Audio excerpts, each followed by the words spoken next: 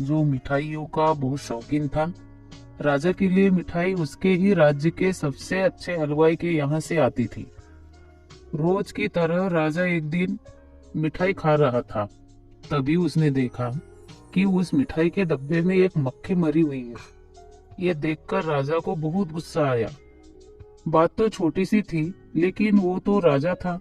उसके लिए कोई छोटी बात नहीं थी। हलवाई की इस गलती के लिए राजा ने उसे सजा सुनाई और हमेशा के लिए अपने राज्य से बाहर कर दिया। इस बात को काफी समय बीत गया। एक दिन राजा अपने कुछ सैनिकों के साथ शिकार के लिए जंगल गया। जंगल में थोड़ा अंदर जाते ही उन पर लुटेरों ने हमला कर दिया। लुटेरों ने सब कुछ लूट लिया और राजा के सभी सैनिकों को मार दिया। राजा किसी तरह अपनी जान बचाकर वहां से भाग गया और दूसरे राज्य की सीमा में पहुंच गया। कुछ देर में अंधेरा हो गया और वो राजा सुबह होने का इंतजार करने लगे।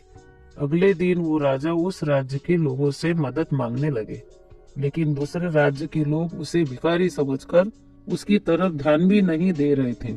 वो राजा भूखा प्यासा एक जगह पर ही पड़ा रहा।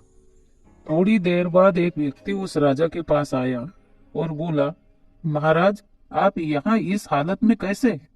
राजा बोला, कौन हो तुम और मुझे कैसे जानते हो? उस व्यक्ति ने कहा, महाराज, मैं वही हलवाई हूँ जो अक्सर आपके महल में मिठाइयाँ भेजा करता था। राजा ने उसे सारी बात बताई। उस हलवाई ने राजा की मदद करी और उसे वापिस अपने राज्य भेजने का सारा इंतजाम भी कर दिया।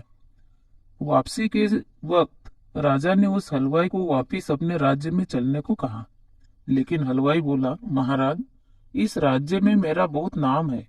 मेरी बनाई मिठाइयाँ इस पूरे राज्य में फेमस है। यहाँ आकर मैं काफी अमीर भी हो गया हूँ।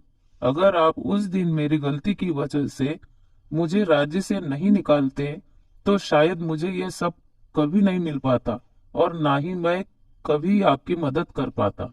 आप ऐसे ही भूखे प्यासे मर जाते। शायद जो